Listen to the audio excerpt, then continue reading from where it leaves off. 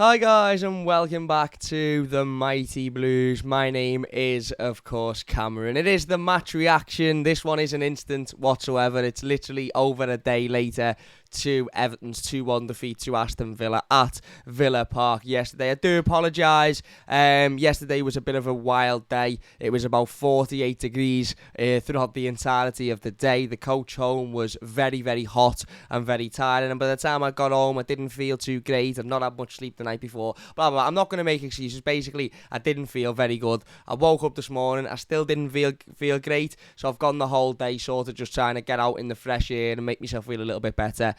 Before obviously sitting down and doing the video. So I do apologise about the lateness of this video. It is an instant match reaction, although it's not instant, of course. But we're going to call it an instant match reaction because I can and you know, I will. So it is the instant match reaction.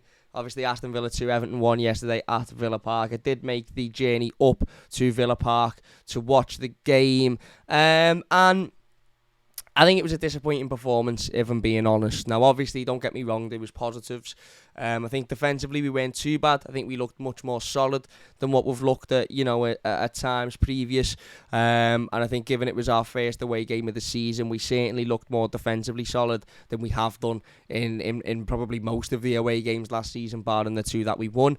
Obviously, Connor Cody made his debut. Connor Cody coming in for Ben Godfrey and Mason Holgate coming in for Yerry Mina. Of course, they were the only two changes, which I think was Frank Lampard's first issue.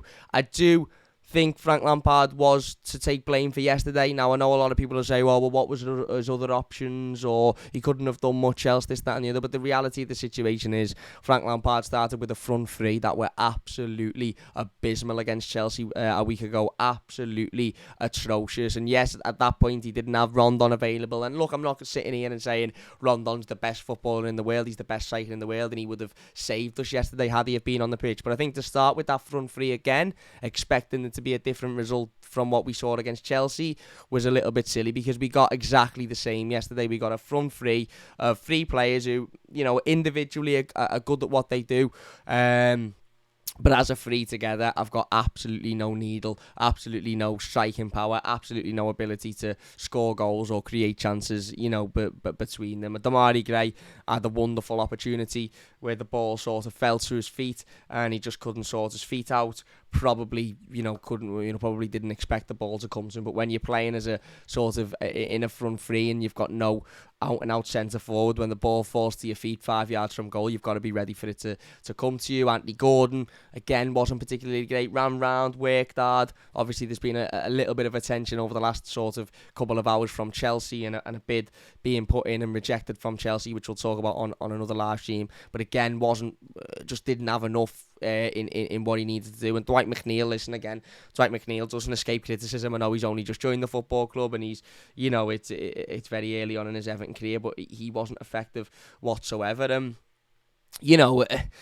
When you've got a front line, a forward three of three players that have got absolutely no needle or no ability to score goals or create chances, no final product whatsoever, it's always going to be a struggle to get anything out the game. And as soon as we went 1-0 down, which of course we were always going to go 1-0 down because Danny Ings was on the pitch, and I don't think Danny Ings has ever played a game of footy against Everton where he hasn't scored. From that point on, it was always going to be extremely difficult to get back in and win the game. I felt like we always have a goal in us because every team has always got a goal in them. But at the moment, Everton scoring 2 goals in one game, it just doesn't really seem feasible, does it? Especially considering we've got no out-and-out striker. So that, for me, was the first mistake. Listen, I'm not a massive fan of Solomon Rondon, and we definitely need to go out and bring in another striker this week, effectively, because we can't go into Nottingham Forest, without a centre forward. But I do think Solomon Rondon should have started the game yesterday, and I do think we actually became considerably better when Solomon Rondon come on, to be honest with you. Although he directly didn't do much, his runs and his ability to head the ball on and, just be that target man, give their defence something to think about was much more than what we'd had previously. Again, I don't think we were particularly awful. They had the most of the ball. We seemed a little bit, I don't want to say scared, but maybe anxious to get forward. It was very defensive for the opening sort of 20-25 minutes. And defensively, I thought we'd done okay. Connor Cody made his debut, thought he held himself well. I actually thought Mason Holgate had a really good game as well. I haven't seen either of the goals back, but I actually thought Mason Holgate was probably the standout of the back three. Tarkowski had a couple of blips, couple of moments where you're thinking, but made up for them generally, of course, as did Connor Cody. I think his defensive ability was he done well. I thought Mason, as I said, was the best of the three. To be honest with you, I thought everybody, barring Nathan Patterson and Alex Iwobi, were bang average at best. Bang average. The defence was solid enough, and maybe Mason Holgate is in that bracket as well, but other than them three, I thought everybody was below par, to be perfectly honest with you. The forward three were useless. The mid, Abdoulaye Doucouré obviously come off in the midfield early on in the game with what seemed like cramp or tightness. I think Frank Lampard said after the game it was a little bit of tightness. Tom Davies come on and looked all right, but didn't really look like any sort of threat. We ultimately made what I think is a poor Aston Villa team look relatively good and give them a comfortable afternoon. And I'm not saying this to come across as bitter, by the way. I'm not saying this because we lost. I'm not saying this to try and have a go. If there's any Aston Villa fans watching, I'm not saying this to have a go at you. What I'm saying is there will be many teams that beat Aston Villa this season because they're not all that. But we done that typical thing of giving teams loads of time on the ball, loads of space on the ball, and loads of time to build up the confidence to get at us. How many times last season did we play against sides where we'd put a little bit of pressure on them, we'd have a 5-minute spell where we'd get at them, we'd put pressure on them, they'd crumble, we'd create a couple of chances, we might even score a goal, or we'd get close to scoring a goal, and then after 5 or 10 minutes we just stop doing it. And those teams go into this position of just passing the ball around comfortably because they're not under any pressure. I mean, Tyrone Mings has got to be one of the worst defenders in the Premier League when put under pressure. The fella seen Anthony Gordon come within 3 miles of him and volleyed the ball into the crowd every single time, and Everton forward come within 10-15 yards of Tyrone Mings. His instinct was to just put it in the crowd because he doesn't like pressure. Tyrone Mings is a big fella, and how we got away with elbowing Anthony Gordon in the face is an absolute disgrace. But he's a big fella, he's strong, he'll put himself about. But if you run at him and he's got the ball at his feet, he will shit himself because he's not very good with the ball at his feet. And you've seen that on 2 or 3 occasions yesterday, but we just didn't exploit it enough. How many times did Tyrone Mings, pass the ball around comfortably yesterday when we should have been on him straight away, getting at him, putting that pressure on him, forcing him to make those mistakes? We just didn't look up to it. And I do think the manager's to blame for that because, again, going with that same front three was never going to work. I think the substitutes were poor. Now, okay, you could say Amadou Onana mightn't have been ready to come on at the point in which Abdoulaye Doucouré left the pitch, but I think he was certainly ready to play more than 10 minutes at the end of the game, especially when we were pushing for a goal. I mean, he come on and literally within 5 minutes he created the goal. I've seen a couple of people on Twitter saying, he gave the ball away for their second goal. He did give the ball away for their second goal, but then the fella ran from the halfway line with the ball and beat 3-4 Everton defenders to put it in the back of the net. And then, Emi Buendia was effectively left on his own at the back post, completely left on his own. So, okay, Onana might have given the ball away, but there should have been, there was ample opportunity for that goal to have been avoided. He single-handedly created our goal by picking the ball up, running with it, lashing it across, and then Luca Dean, who is ironically Everton's top goal scorer, put it into the back of the net. And then we very nearly had a second at the end as well with Onana when he forced Martinez into making a great save. But other than that, as I said, Damari Gray had one which fell to him, which he maybe should have done better. Anthony Gordon had a couple that he flashed across that were comfortable saves. Damari Gray had one where he cut across inside and it was a comfortable save. We seem to do that typical thing, and we've done it before.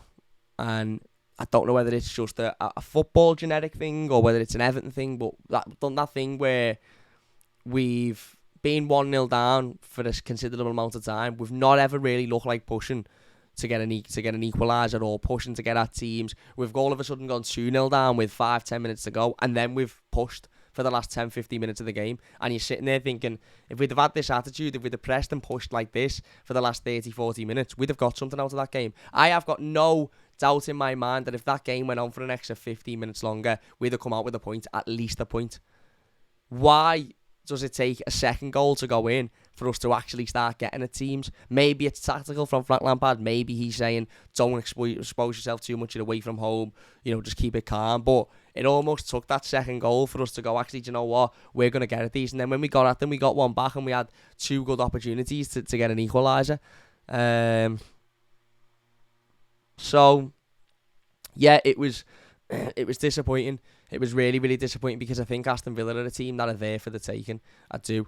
And ultimately, we can sit here and argue all we like about Frank Lampard and his team and the fact that we haven't got a striker and the fact that, we've had this and happen. The reality is, this is football, and football means that next week against Nottingham Forest is a must-win. Now, I'm not saying Frank Lampard should be sacked, or those conversations should be had if we don't beat Nottingham Forest, but football is a very, very, very cutthroat sport, and there will be serious questions asked if Frank Lampard loses next week and Everton lose next week, and we lose our opening 3 games. And obviously, in the grand scheme of things, it might not matter. Arsenal lost their first 3 games of the season last season and ended up finishing just outside the top 4. Many teams have lost, opening 3-4 games and went on to have brilliant seasons. But the reality is, given the media are already out for Frank Lampard, which is mad because they're not out for David Moyes, who's lost his opening 2 games. They're not out to Erik ten Hag, whose Manchester United team have looked worse than Everton.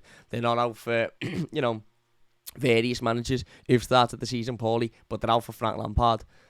And it almost makes next week, and it is stupid as it sounds because we're so early on in the season, it almost makes next week must win, shall we say. And the reality of the situation is we do need to get points next week. We really, really, really do need to get points next week. Yeah,